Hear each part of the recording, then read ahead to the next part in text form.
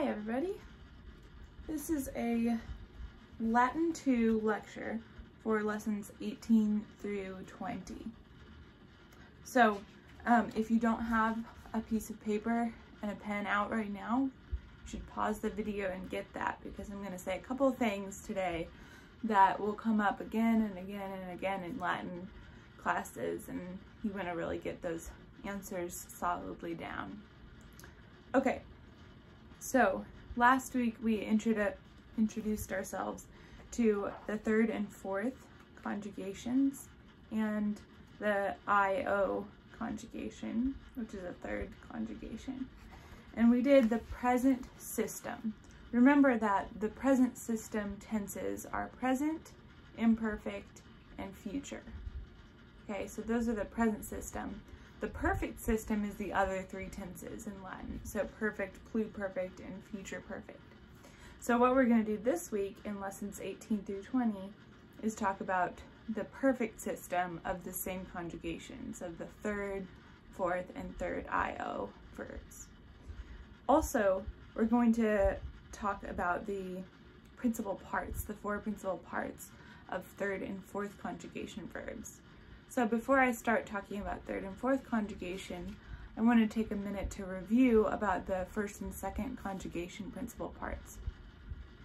So in Latin for verbs, there are four principal parts. This is one of the really important things that you ought to write down. There are four principal parts of every verb, or of most verbs with some exceptions. The first one is the present, active, indicative. Present, active, indicative. And indicative is spelled I-N-D-I-C-A-T-I-V-E,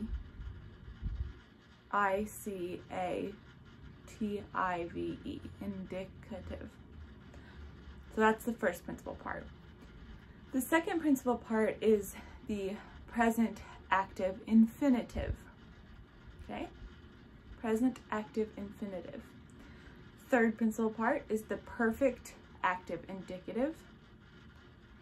And the fourth principal part is the perfect passive participle.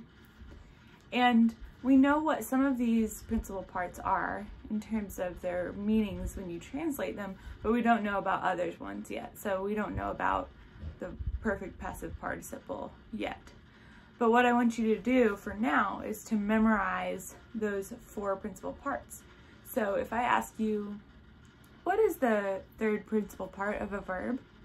You would tell me it's the perfect active indicative, okay? Or if I ask, what is the fourth principal part? You'd say that's the perfect passive participle. And that doesn't mean you necessarily have to know what a perfect passive participle is. You just need to know the name for now, okay? So the reason why we memorize principal parts is that each principal part tells you how to form a different iteration or use of a verb. So the present active indicative shows you how to form the present of a verb, so amo, amas, amat. It shows you how to form the imperfect, ama, bam, ama, bas, ama, bat. And it shows you how to form the future, ama, bo, ama, bis, ama, bit. Okay? So it always is used, the present active indicative and the present active infinitive, which are your first two principal parts. That's what those are used for. And as we saw in the first and second conjugation, the third principal part is going to be used to make perfect system verbs. So perfect, pluperfect, and future perfect verbs. So the third principal part, again, is the perfect active indicative. So if we're going to form any verb, but let's take a third conjugation word for example. So rego means to rule. Rego, regere, rexi, rectus. Okay, we want to take the third, to form the perfect, we're going to take the third principal part, which is rexi. And that's the perfect active indicative. So all we do is add normal perfect endings. So we go rexi, rexisti, rexit, reximus, rexistis, rexerunt. Okay? It's the same for a fourth conjugation, so I would go to the third principal part and use my perfect ending. So let's take audio. So audio means to hear, and its principal parts are audio, audire, audivi, auditus. So audivi is our third principal part. So that is our perfect active indicative. So the perfect tense goes audivi, audivisti, audivit, audivimus, audivistis, audiverunt. Okay, and it's the same for a third IO verb. So let's take copio, for example. The four principal parts of copio are copio, copere, cepi, coptus. So cepi is the third principal part. So I go cepi, cepisti, cepit, cepimus, cepistis, ceperunt. So that's how you do the perfect. You go to your perfect stem, or you go to your perfect active indicative form, your third principal part, and you just add your perfect endings to that. Okay? What about the pluperfect? So to make the pluperfect, we do it the same as we did the first two conjugations. So we take our perfect stem that we find by going to the third principal part. We take that and we're going to add the imperfect of sum. And remember that the imperfect of sum is eram, eras, erat, etc. Okay. So what is our perfect stem? So let's take our third conjugation word, rego, again. The third principal part is rexi. So all we do to find the stem is to cut off the ending. So we cut off the I, and then we get rex. Okay? So to make our pluperfect, we just add eram to rex. So we go rex eram, rex eras, rex erat, etc. Okay? Same formation, take your third principal part, cut off the ending, and add eram. So audio goes the third principal part is audivi, so we cut off the I, we get audiv, and then we add eram. So audiveram, audiveras, audiverat, audiveramus, audiveratis, audiverant. Okay, and then the copio, third IO words, we take our perfect stem again, kep, and then we add eram. So keperam, keperas, keperat, keperamus, keperatis, keperant. Okay, so that's the pluperfect.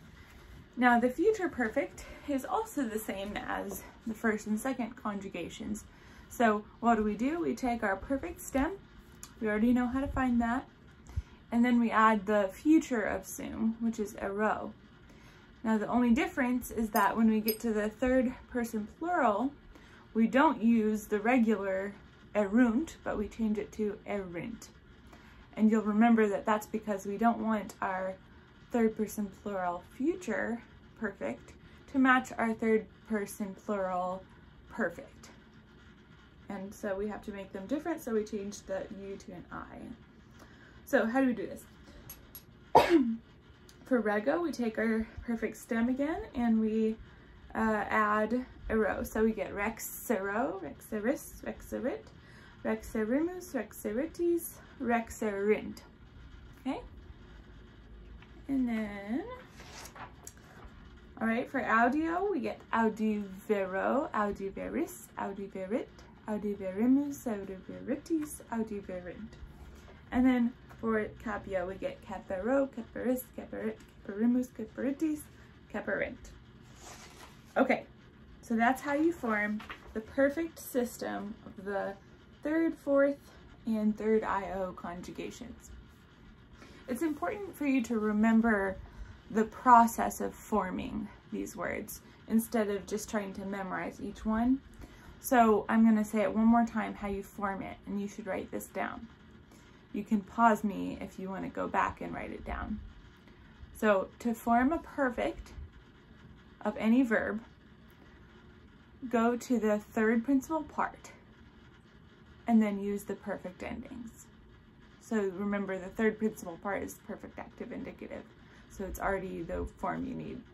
Okay, so that's for any verb. Go to the third principal part and then use perfect endings.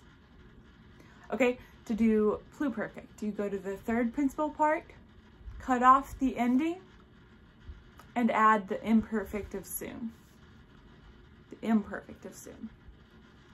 And then to form the future perfect, you go to the third principal part, cut off the ending, and add the future of soon. And then you have to change the third person plural from a you to an I. Okay, so that's how you form those.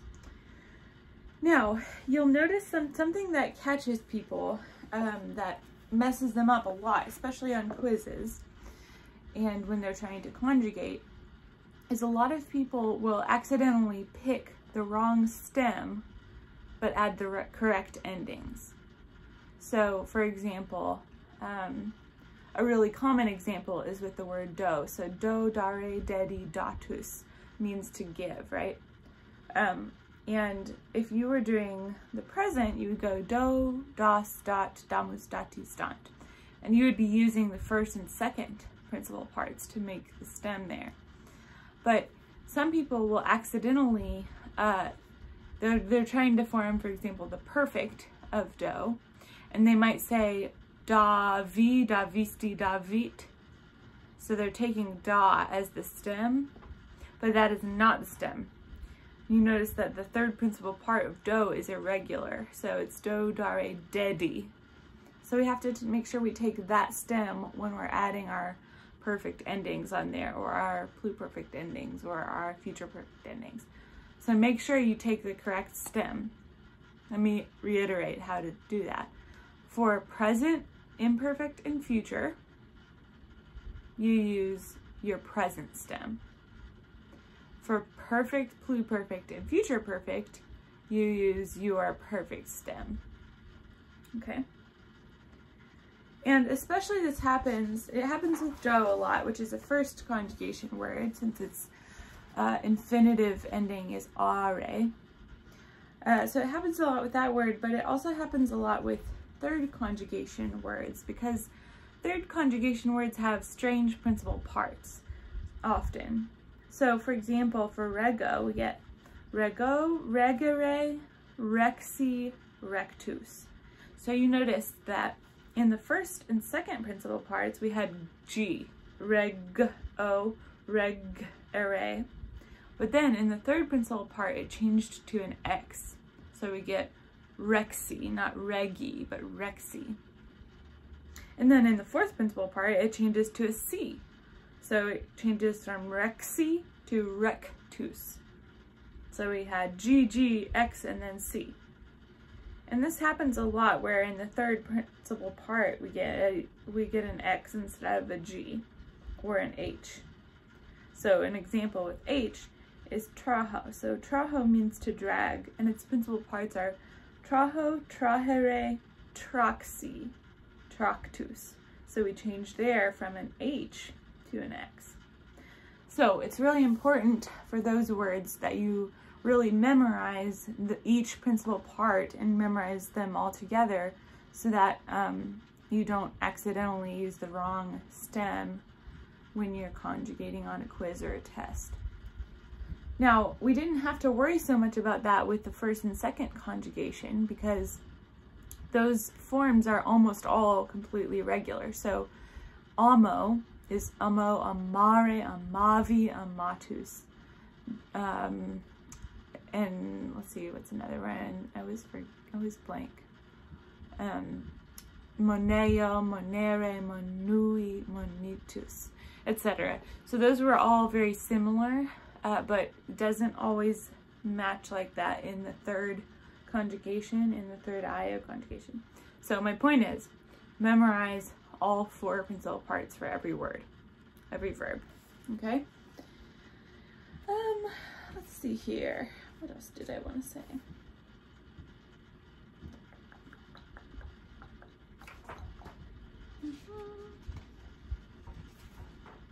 You have several new vocab this week, and a lot of them are the ones that we'll use a whole lot, especially in lesson 20. Your vocab, capio, facio, yakio, fugio, and cupio. All of those are really important words, so make sure you study those well. I'll probably put those on the quiz. Okay. yeah, I think we've covered everything. So, shorter video this week. I will see you on Wednesday, where we will talk a little bit more about the grammar of this and we'll practice it. And then on Friday for translation work. God bless you.